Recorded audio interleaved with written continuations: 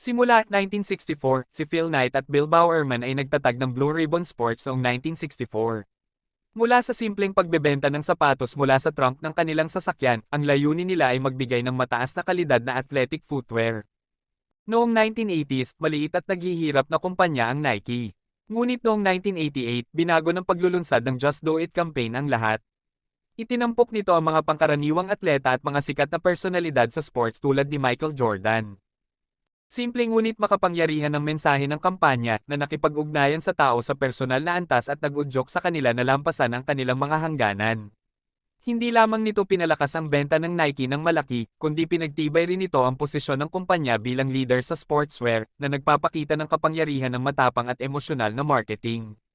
Sa pamamagitan ng kanyang determinasyon at pagmamahal sa sports, napalago niya ang Nike mula sa isang maliit na negosyo sa kanyang garahe patungo sa isang global na imperyo ng sportswear.